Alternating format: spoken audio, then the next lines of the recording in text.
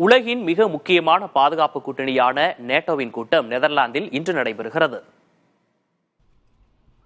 America, Britain உள்ளிட்ட 32 நாடுகள் கலந்து கொள்ளும் நேட்டோ நாடுகள் கூட்டத்தில் பாதுகாப்பு செலவு பங்களிப்பு விவகாரத்தில் முக்கிய முடிவு எடுக்கப்படும் என தெரிகிறது. செலவுகளை பகிர்ந்து கொள்வதில் அமெரிக்காவுக்கும் ஐரோப்பிய நாடுகளுக்கும் கடும் கருத்து முரண்கள் உள்ளன. நேட்டோவுக்கான நிதியில் பெரும் பகுதியை அமெரிக்காவை தருவதாகவும் இனியும் இதை தொடர முடியாது என்றும் ட்ரம்ப் கூறுகிறார். ஒவ்வொரு நாடும் தங்கள் பொருளாதார மதிப்பில் 5% பாதுகாப்புக்கு ஒதுக்க வேண்டும் என ட்ரம்ப் கூறும் நிலையில் ஸ்பெயின் உள்ளிட்ட நாடுகள் இதை எதிர்க்கின்றன. இக்கூட்டத்தில் யுக்ரைன், ரஷ்யா, இஸ்ரேல், ஈரான் மோதல்கள் குறித்தும் காரசார விவாதங்கள் நடைபெறும் என எதிர்பார்க்கப்படுகிறது.